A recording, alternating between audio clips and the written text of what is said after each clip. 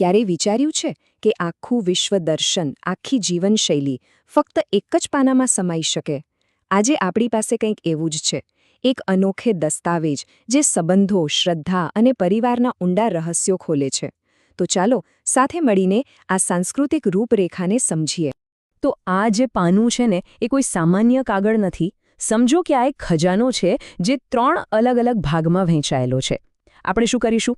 આપણે પહેલા સંબંધોની આંખોમાં ઝાંકીશું, પછી શ્રદ્ધાના શિખરો પર જઈશું અને છેલ્લે પરિવારનો મૂળભૂત સાર શું છે એને સ્પર્શીશું. તો ચાલો આ સફર શરૂ કરીએ. તો આપણો પહેલો પડાવ એ છે સંબંધોની દુનિયા. અહીં આપણે એ જોવાના છીએ કે કેવી રીતે દરેક સંબંધની આંખોમાં, આંખોમાં એક અલગ જ ભાવના, એક અલગ મૂલ્ય છુપાયેલું છે. આ ખાલી શબ્દો નથી, પણ જીવનના ઊંડા સત્યો છે. જોવા, અહીં દરેક સંબંધ એક મૂલ્યનું પ્રતીક છે. માતાની આંખોમાં શું દેખાય? વાત્સલ્ય, એ નિસ્વાર્થ પ્રેમની આખી ગાથા કહી દે છે. અને પિતા, એમની આંખોમાં કર્તવ્ય દેખાય છે, પરિવાર માટેની એક મજબૂત જવાબદારી. આ ખાલી ભૂમિકાઓ નથી, આ તો સંબંધોના પાયા છે. હવે આગળ વધીએ. અહીં સંબંધોની સૂક્ષ્મતા જુઓ, કેટલી સ્પષ્ટ થાય છે. બાળકની આંખોમાં નિર્દોષતા, સંતની દૃષ્ટિમાં ક્ષમા. અને આ જુઓ, કેટલું સુંદર છે. પત્નીની આંખોમાં પ્રેમ અને બહેનની આંખોમાં હેત.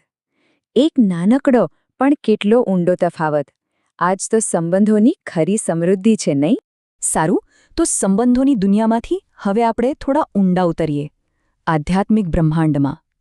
આ વિભાગમાં એ જોવાનું છે કે હિન્દુ ધર્મમાં શ્રેષ્ઠતમ કોને ગણવામાં આવે છે.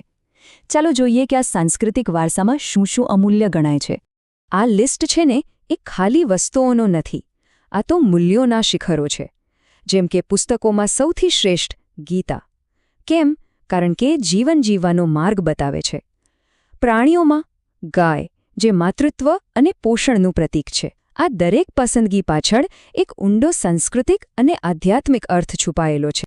અને જેમ જેમ આપણે આ લિસ્ટમાં આગળ જઈએ છીએ, એક આખું સાંસ્કૃતિક ચિત્ર સ્પષ્ટ થતું જાય છે.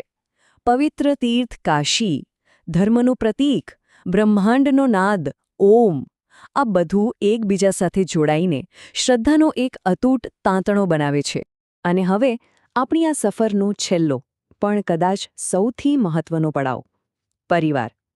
જેને આપણે સમાજનો પાયો કહીએ છીએ, એની અહીં એક એવી અનોખી વ્યાખ્યા છે, જે કોઈ કાયદાના પુસ્તકમાં નથી મળતી, પણ સીધી હૃદયમાં લખાયેલી છે. આને બસ ધ્યાનથી સાંભળજો. બંધારણ ન હોય, પણ વ્યવસ્થા હોય. કાયદો ન હોય, પણ અનુશાસન હોય. ભય ન હોય, પણ ભરોસો હોય. શોષણ ન હોય, પણ પોષણ હોય. આગ્રહ ન હોય, પણ આદર હોય. સંપર્ક ન હોય, તો પણ સંબંધ હોય. અને અર્પણ ના હોય, પણ સમર્પણ હોય. એ જ સાચો પરિવાર. આ ખાલી શબ્દો નથી, આ એક આદર્શ પરિવારનું આખું ચિત્ર છે. હવે આમાં જે મજાની વાત છે ને, એ છે આનો વિરોધાભાસ. એનો અર્થ એ છે કે પરિવારને ચલાવવા માટે બંધારણની જરૂર નથી, પણ વ્યવસ્થા જોઈએ. કાયદાની નહીં, અનુશાસનની. અને સૌથી અગત્યનું, ભયની નહીં, પણ અતૂટ ભરોસાની. આ જ તો સાચા પરિવારનો પાયો છે. નિયમો નહીં, પણ પ્રેમ અને સમજણ. તો જોયું કેવી રીતે આપણે એક જ પાનામાં આખી જીવનશૈલીની સફર કરી. સૌથી પહેલા સંબંધોની ભાવનાઓ, પછી શ્રદ્ધાનું ઊંડાણ અને છેલ્લે પરિવારનો મજબૂત પાયો. આ ત્રણેય વસ્તુઓ જ્યારે ભેગી થાય છે, ત્યારે એક સંપૂર્ણ અને સંતુલિત જીવન